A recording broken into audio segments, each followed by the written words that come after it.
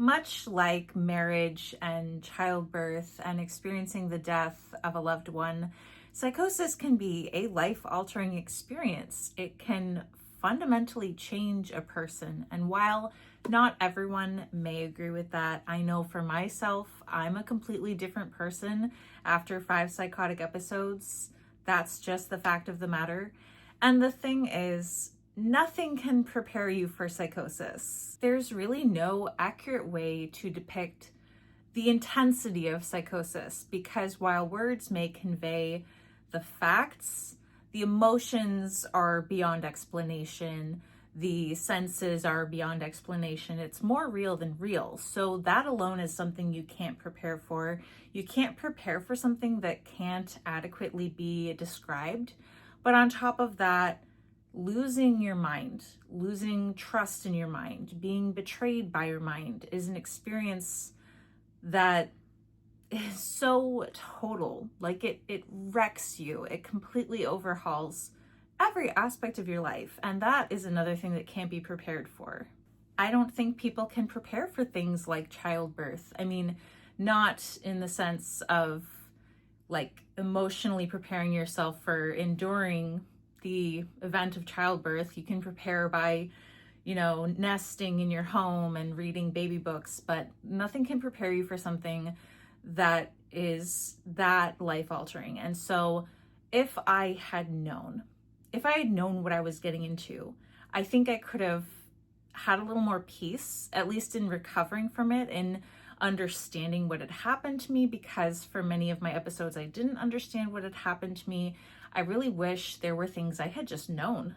So today we're going to go over some things that I wish I'd known before going into psychosis, things that could have better prepared me for the ordeal I was about to go through.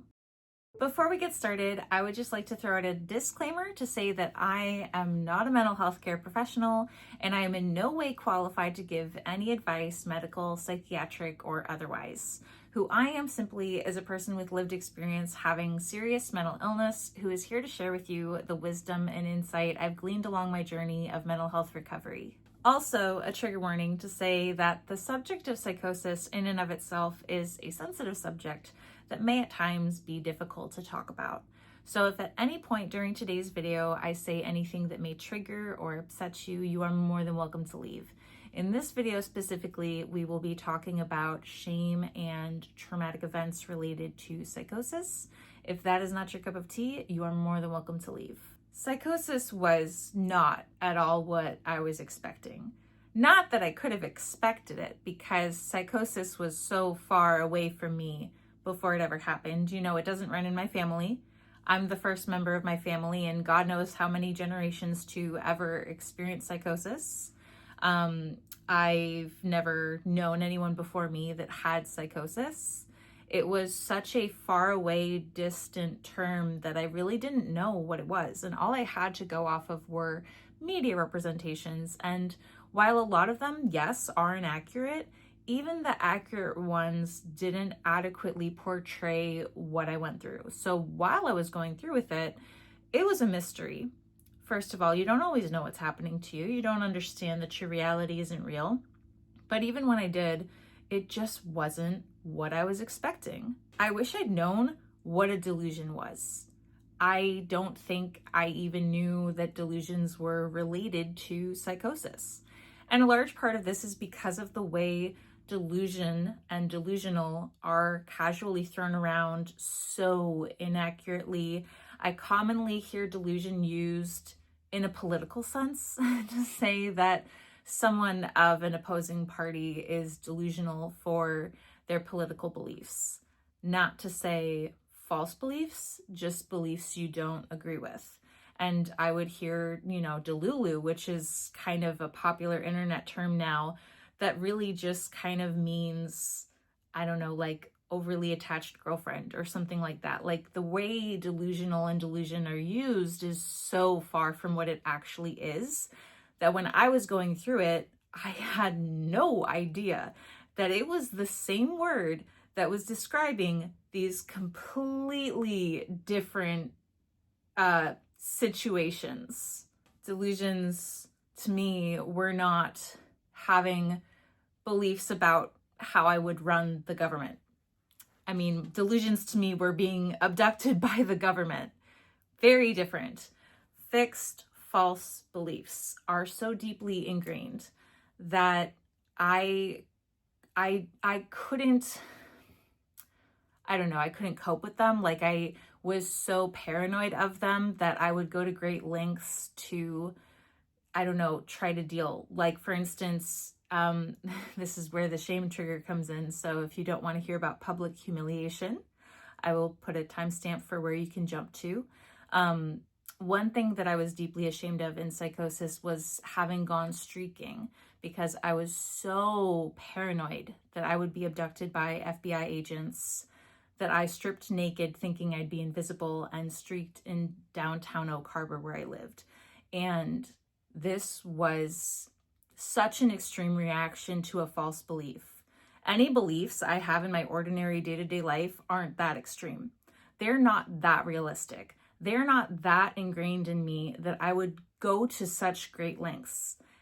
And this event was deeply traumatic. I was publicly exposed, and I was abused by police who picked me up, and they sexually abused me. And it was...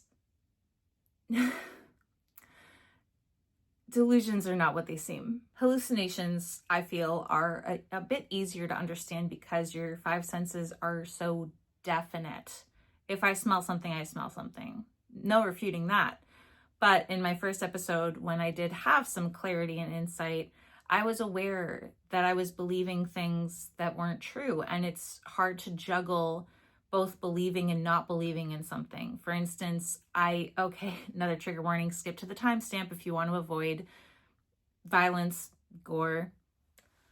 I had a delusion that I had carved my face with my ceramics tools. I had like cutting tools, and I had just gouged out my entire face. And I would touch my face and it would feel fine. And I'd think, okay, that can't be true. But I still believed it so strongly. And I'd look in the mirror and my face would be fine. And there'd be this second layer saying, well, that's just your mirror playing tricks on you. And the belief, while seeming so far-fetched, was just deeply, deeply ingrained in me. And I'd think, I don't remember doing this. I don't have any recollection of cutting up my face. So why do I still believe this? And I couldn't shake it. I didn't know that delusions, not only when you know they're not real, are so fixed that you still can't let go of that obsession, that thought that's racking your brain. Aside from not knowing what delusions were and being very confused when they happened to me, I wish I'd known that you don't have to have every symptom. You don't have to have delusions and hallucinations. You can have hallucinations, you can have delusions, but you don't have to have both. I didn't realize that psychosis could happen independent of hallucinations. I thought that this was a must. I thought that you had to have hallucinations in every episode. And I would have entire episodes without hallucinations at all. And this is because my psychosis tends to be very depressive, and depressive episodes lean more heavily towards delusional beliefs. And so when I'd come out of my episodes and be told that I'd had psychosis, I didn't believe this because I didn't have the evidence of hallucinations. And I felt like a fraud.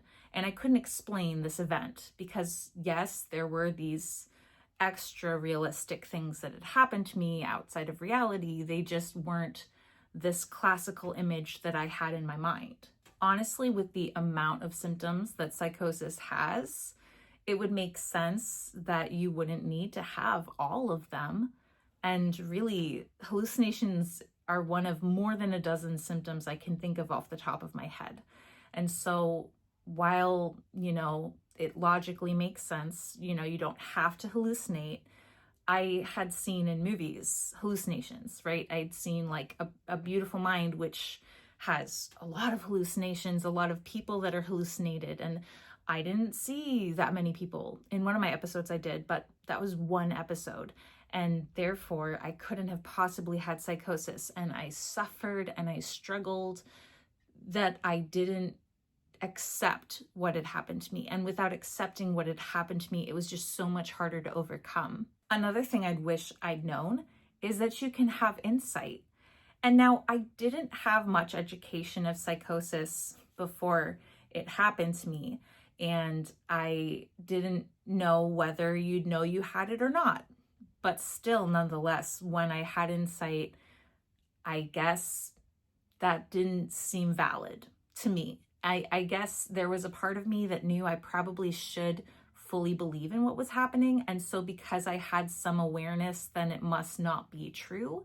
And this assumption of mine made it really hard to get help. I couldn't very well self-advocate for myself without fully believing that this was true. I knew factually that I had psychosis. I had looked into it, I had WebMD'd it, but I had it, and I couldn't really confidently stand firm to that ground. So I didn't get the diagnosis I needed, and subsequently went into further episodes.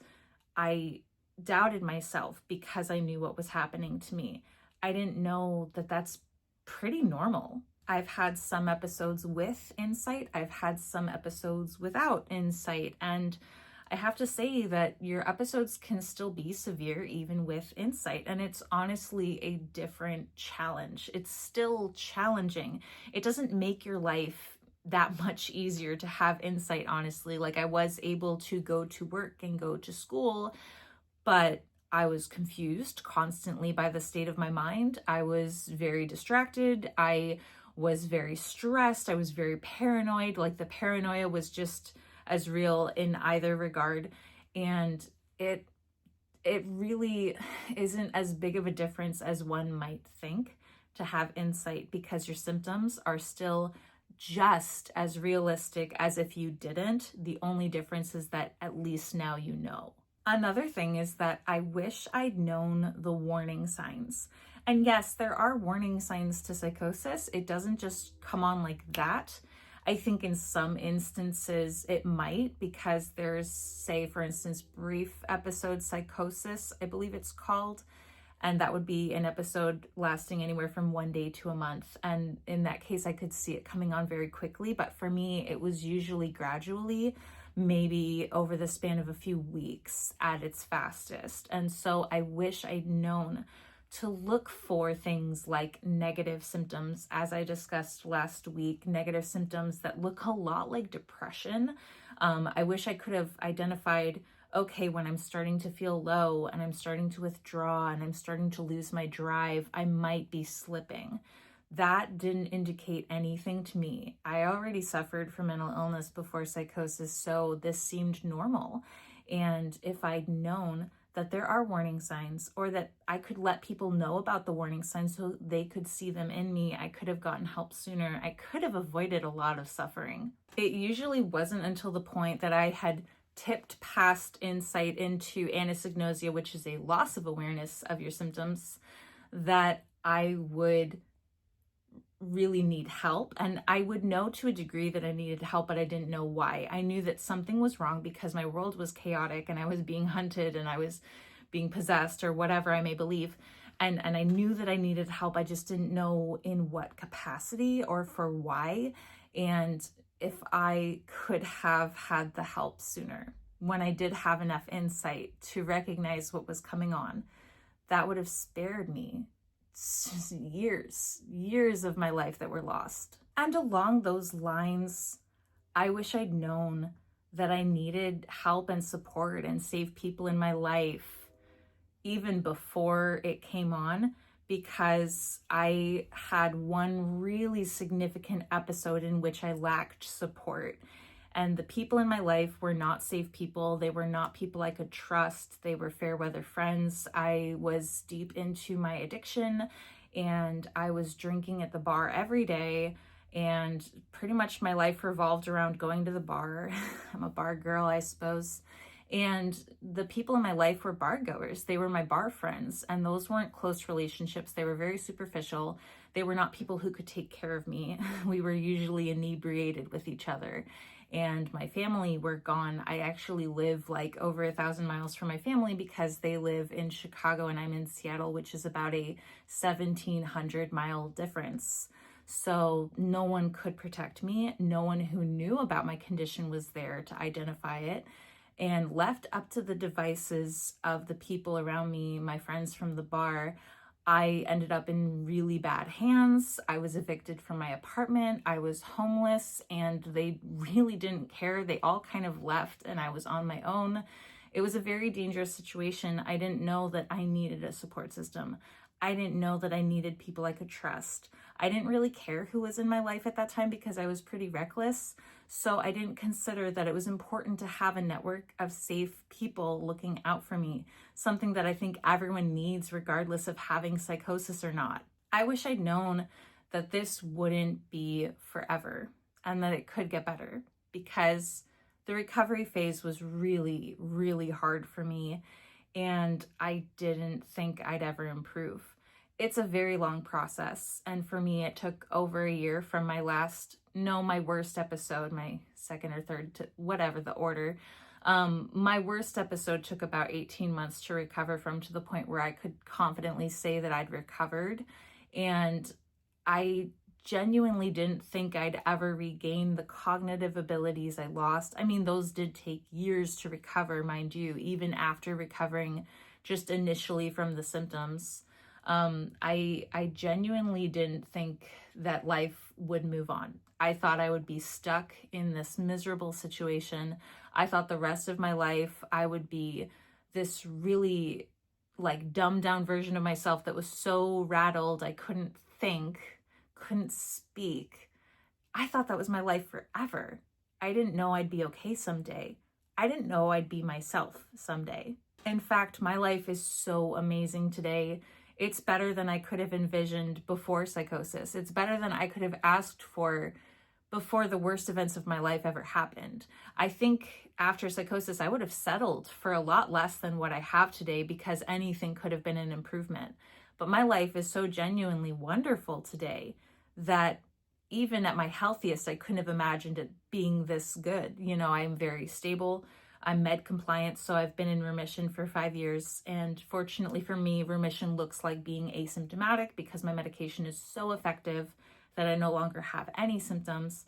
And beyond that, I have a healthy relationship. I'm about to be married.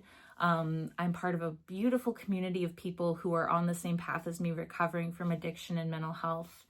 I am a flourishing artist. Like, I've got my creative ability back. I've got my drive back. You know, I'm recovered in more ways than just having recovered from psychosis. Like, I am well. I am mentally well in pretty much every regard. And that was an impossibility 5 years ago. And circling back to that community, many people in my community, both physically in person and online, have the same issues as me and have had the same experiences as me, like really specific things that I never would have thought could happen to anyone but me.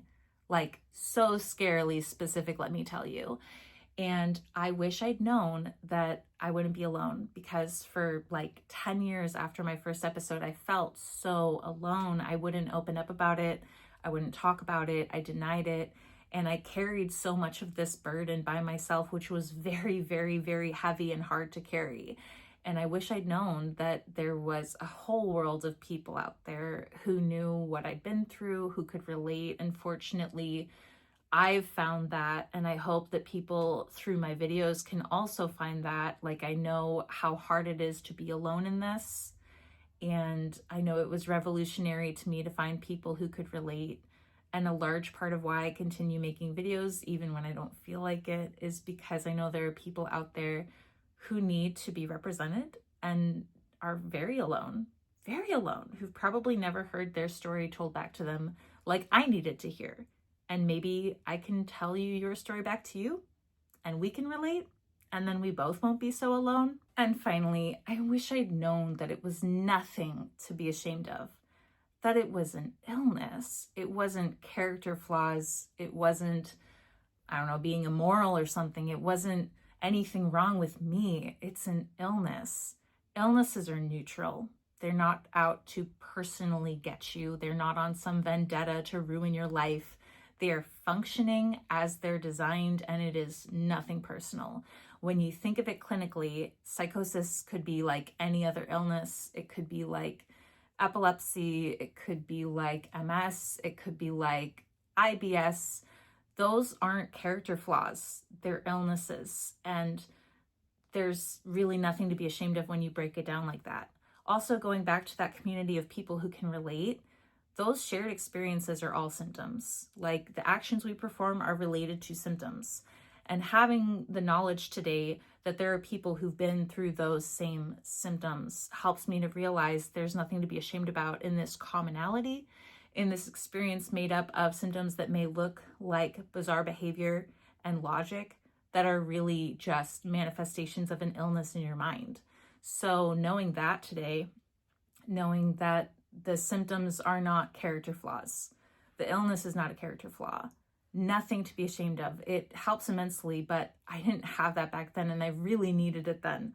I'm glad I have it today, but I wish I'd known that back then. The things I was ashamed of that I've gotten past felt like things that were insurmountable, right? Until I met people who'd had the same experiences. One experience I had in psychosis was an illegitimate marriage. And if you don't know what that looks like, it looks like a marriage that really can't be bound by law. Like, it's not a consensual marriage. I couldn't consent to marriage in psychosis, and I had it annulled, which means that it was absolved in court. I was deemed mentally incapacitated, meaning that I could not make my own decisions, legal or otherwise, with reasonable discretion, i.e., I could not consent to anything. And that was a very, very shameful thing to come back from. I haven't met anyone like me who's had a legal annulment. I've met people who've had Catholic annulments. They're slightly different. There's different grounds. But the court process was humiliating.